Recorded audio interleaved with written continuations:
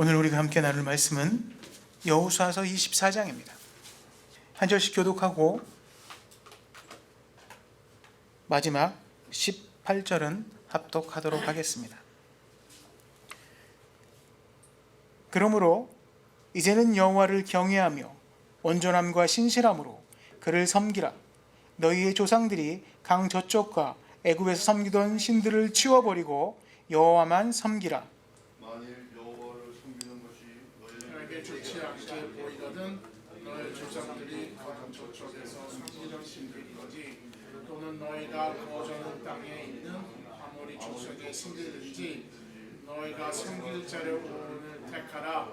오직 나와 내 집은 여호와를 섬기노라 하니 백성이 대답하여 이르되 우리가 결단코 여호와를 버리고 다른 신들을 섬기기를 하지 아니하오리니 이는 우리 하나님 아부 여호와께서 친히 우리와 우리 조상들을 인도하여 애굽 땅 종 되었던 집에서 올라오게 하시고 우리 목전에서 그 큰 이적들을 행하시고 우리가 행한 모든 길과 우리가 지나온 모든 백성들 중에서 우리를 보호하였으며 함께 읽습니다. 여호와께서 또 모든 백성들과 이 땅에 거주하던 아모리 족속을 우리 앞에서 쫓아내셨음이라. 그러므로 우리도 여호와를 섬기리니 그는 우리 하나님이심이라 하니라. 아멘. 할렐루야.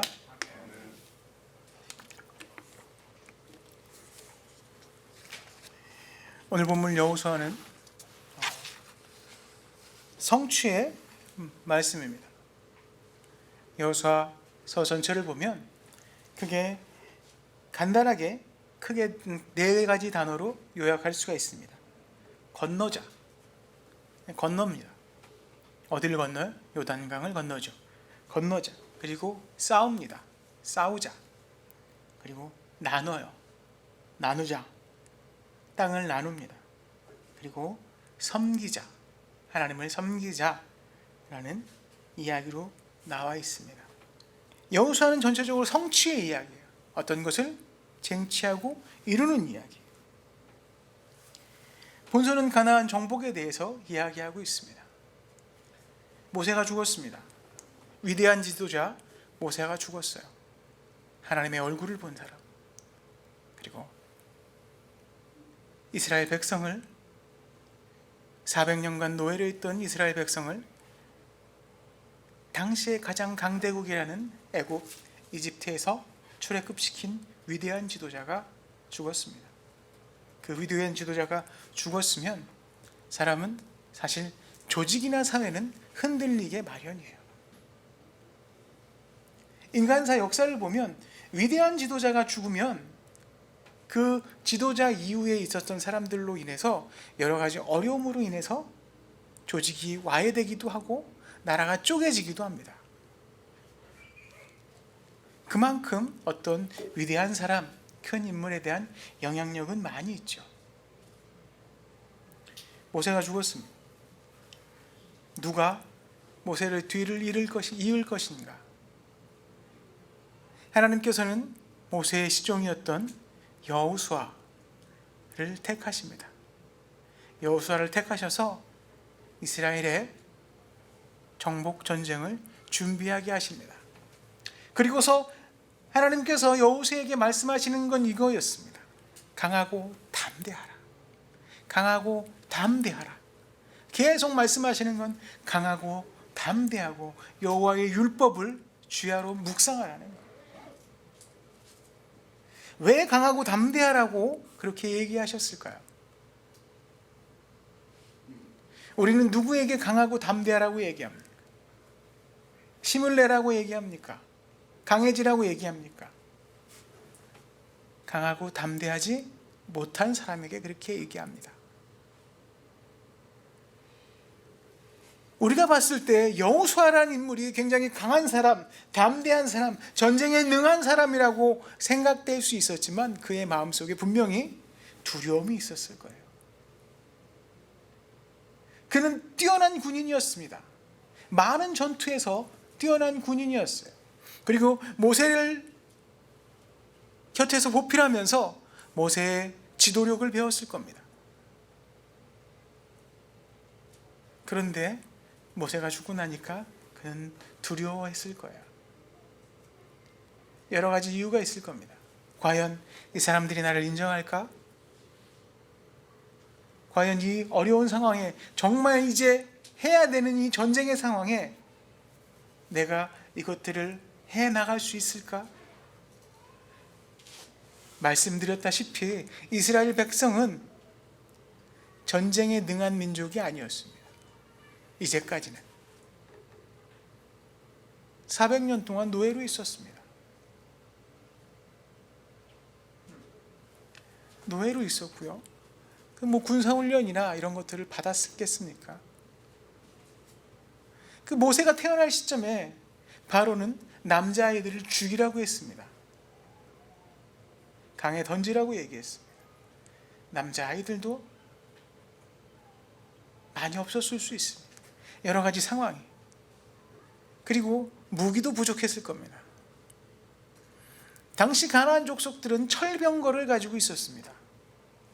철기 문화, 철로 된 칼을 가지고 있었습니다. 철로 된 무기를 갖고 있었습니다. 지금으로 따지면 엄청난 군사 대국이었습니다. 그런데 하나님께서는 그런 여호수아에게 강하고 담대하라고 말씀하십니다. 여호수아는 어떻게 했습니까? 바로 실천합니다. 2명의 정탐꾼을 보냅니다. 전쟁하기 전에 정탐꾼을 보내서 그 2명의 정탐꾼이 기생 라합의 도움으로 다시 돌아와서 이렇게 얘기하죠. 그들이 두려워하고 있습니다. 그렇습니다. 두려워할 대상이 누굴까요? 국력으로 보나 어떤 힘으로 보면 이스라엘이 두려워해야 합니다. 여리고성, 가나안 족속은 전쟁에 능한 족속이었고 태어날 때부터 용사로 태어난 사람이라고 했습니다. 그런데 그들이 두려워하고 있습니다. 그리고 하나님은 그러니 이스라엘 백성에게 강하고 담대하라고 이야기하고 계십니다. 전쟁의 주관자는 누구십니까? 이스라엘 이 여호수아 전체를 보면 전쟁에 주관하신 분, 전쟁의 주관자는 여호와 하나님임을 우리는 알 수 있습니다. 우리 삶의 주인, 우리가 지나가는 역사의 주인도 우리의 하나님이십니다. 하나님께서 그것을 만드시고 하나님께서 헤쳐나가게 하십니다. 전쟁 같은 삶을 살고 있고 전쟁 같은 시간을 보내고 있는 지금 이 2021년에 여러분에게도 하나님께서 분명히 말씀하고 계십니다. 강하고 담대하라. 두려워 떠는 것은 우리가 아니고 바로 가나안 족속이라는 겁니다. 그렇게 가나안 족속을 믿음으로 정복해 나갔습니다. 어려움도 있었죠. 하나님께 불순종할 때 전쟁에서 지기도 했습니다. 그렇게 전쟁에서 승리하고 이제 시간이 되어서 여호수아가 거의 생을 마감할, 인생을 정리할 시점에 왔습니다.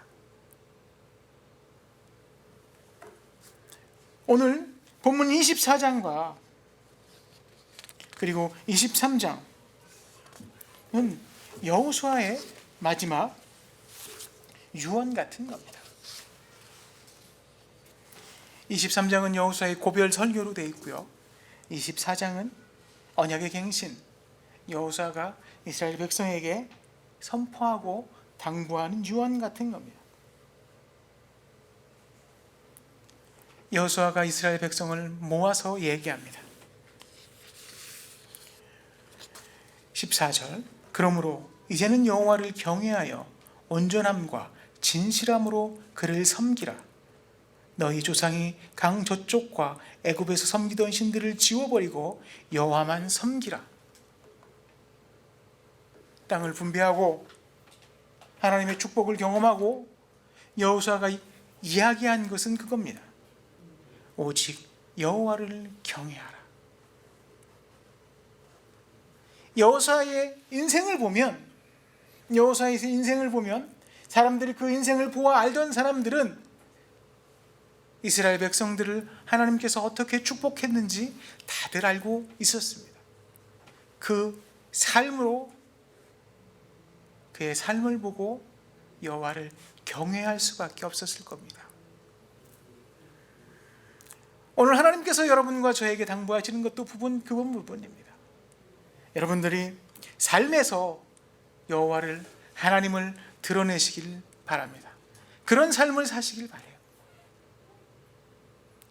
여러분들이 삶을 보고 하나님이 여러분의 인생을 어떻게 만드셨는지, 그 인생을 어떻게 축복하셨는지, 그 인생을 통해서 어떻게 역사하셨는지를 많은 사람들이 보고 알기를 원합니다.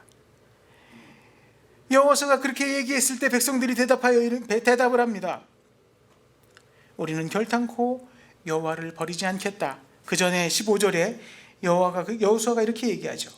만일 여호와를 섬기는 것이 너에게 좋지 않아 보이거든 너희 조상들이 강 저쪽에서 섬기던 신들이나 또 너희가 거주하는 땅, 너희가 쟁취해서 나눠가는 그 땅의 신들을 섬겨라. 그리고 너희가 오늘 택하라. 어떤 신을 섬길지 택하라. 그러나 나와 내 집은 여호와만 섬기겠다. 백성들의 대답은 이릅니다. 우리가 결단코 여호와를 버리고 다른 신들을 섬기지 않겠습니다.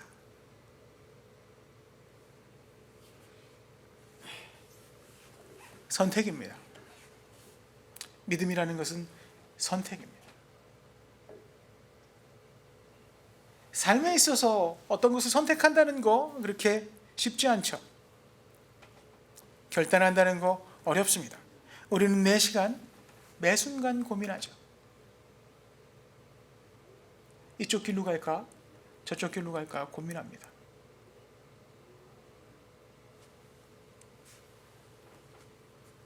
턴파이크를 타야 되는지 95번으로 가야 되는지 고민합니다. 제가 처음 여기 온 지 얼마 안 돼서 그 패스를, 턴파이크 스티커를 사가지고 차에 붙이고 이제 왔으니까 마이애미 비치도 한번 가보고 싶고 그래서 주중에 이렇게 다니다가 놀라운 사실을 알렸습니다. 유로 도로가 너무 비싼 거예요. 막 10불씩 훅 나가는 거예요. 그래서 야, 도로비가 되게 비싸구나, 못 다니겠다 이렇게 생각했어요. 나중에 알고 보니까 익스프레스 라인이었어요. 이번 주에 이제 집사님들이랑 식사를 하고 다시 집으로 돌아오다가 이렇게 보다가 익스프레스 라인, 뭐 턴파이크, 그냥 유료 도로인데 더 비싼 도로, 덜 비싼 도로, 무료 도로가 이렇게 나란히 있는 것을 보면서 그걸 생각했어요. 이게 자본주의구나. 같은 도로인데 라인에 따라서 돈을 받다니.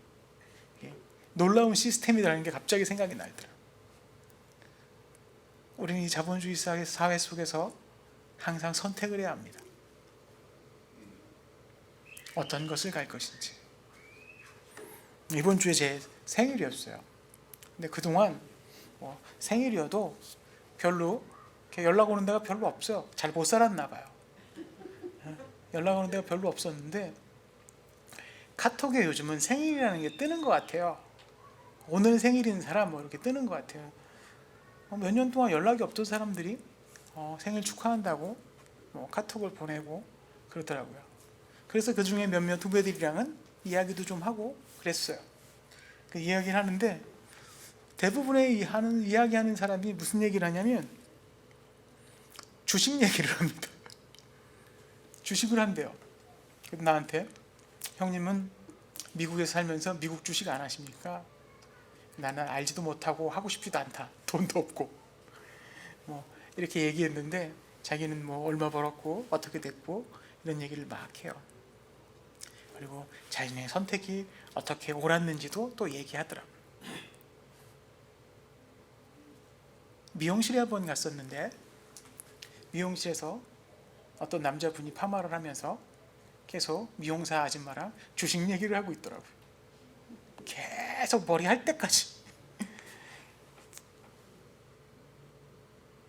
어떤 것을 선택하고 그것이 옳다고 생각하고 자신의 판단이 옳다고 생각하는 것, 그게 사람들에게 그 자부심인 것 같아요. 사람들은 무엇을 선택하고 그 결과를 기다립니다. 그러나 그것들이 꼭 옳은 선택을 하는 것은 아니죠. 오늘 여호수아가 이스라엘 백성에게 이야기합니다. 선택하라. 선택권을 줍니다. 어떤 신을 섬기겠느냐. 그리고 이야기합니다. 그 선택하라는 이야기 속에는 그런 것들이 있습니다. 이스라엘의 역사를 봐라. 우리가 지금 지나왔던 역사들을 봐라. 하나님께서 우리를 인도하신 역사를 봐라. 출애굽 1세대는 광야에서 다 죽었습니다. 지금 있는 세대는 출애굽 1.5세, 2세가 주역이 된 세대입니다. 그리고 그들이 이제 역사의 뒤안길로 물러납니다. 이제는 가나안 시대를 만들어가는 것은 출애굽에 대해 그 고통을 알지 못했던, 노예의 고통을 알지 못했던 출애굽 3세대입니다. 여호수아는 알고 있었습니다. 선택해야 한다. 결단해야 한다. 자기가 살아있었을 때 아직 자신의 역사를, 자신이 살아오는 인생의 역사를 하나님께서 만드신 것을 아는 사람들이 있을 때 결단하고 싶어 했습니다. 그래서 다음 세대에게 이야기한 거예요. 선택하고 결단해라. 화요기도 때, 기도 모임 때 잠깐 얘기했던 것처럼 신앙은요, 유전이 아닙니다. 부모의 신앙이 그냥 자식에게 가는 게 아닙니다. 신앙은 유산입니다. 물려줘야 가는 겁니다. 안겨줘야 가는 겁니다. 오늘 여호수아는 그 얘기를 하고 있는 겁니다. 결단해라. 선택해라. 나를 보고 결정해라. 이스라엘 백성의 결정은 그것이었습니다. 여호와만 섬기겠습니다. 우리가 당신의 인생을 보지 않았습니까? 당신의 삶의 여정을 알지 않습니까? 당신을 통해 역사하신 하나님을 알지 않습니까? 저희가 그것을 선택하겠습니다.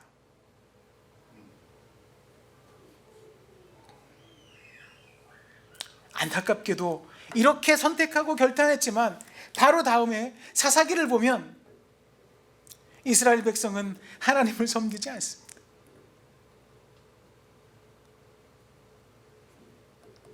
여호수아가 죽고 그와 함께 있던 사람들이 죽고 그 윗세대들이 죽으니까 다음 세대들은 하나님을 기억하지 못합니다.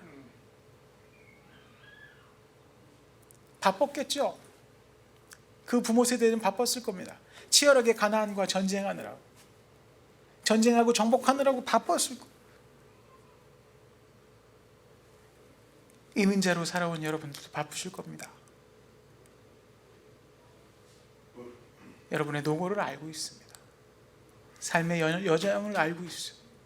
어렴풋이 낯선 땅에 오셔서 삶을 일구고 터전을 만들고 치열하게 살아온 여러분의 삶을 존경하고 존중합니다. 그리고 지금까지 역사하신 하나님께 감사합니다. 그러나 그 안에서 더 중요한 것은 내가 내 자식을, 내 가족을 하나 더 입히고 하나 더 먹이는 것보다 더 중요한 것은 신앙을 물려주는 것입니다. 선택하고 결단하게 하는 겁니다. 여러분의 삶으로, 여러분의 언어로 그들에게 신앙의 유산을 물려주는 겁니다.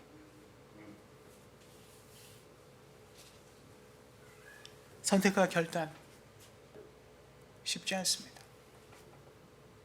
그리고 결단해도 계속 그 결심이 무너지게 되어 있습니다. 우리 새로운 교회는 그 결단의 순간에 우리의 믿음으로 우리의 자녀들이, 다음 세대들이 하나님을 택하고 기억할 수 있게 하기를 소망합니다. 이제 우리 교회도 40년 가까이 흘렀습니다. 세대가 바뀌고 있습니다. 제가 누차 얘기한 것처럼 몇 년 후에는 10년 후가 될지 20년 후가 될지 5년 후가 될지 어떻게 모르지만 시간이 좀 지난 후에는 우리 교회의 주역이 저와 여러분이 아닐 수 있습니다. 다음 세대일 수 있어요. 이 자리에서 예배하는 성도들이 더 많은 비율로 2세, 3세가 될 수도 있습니다.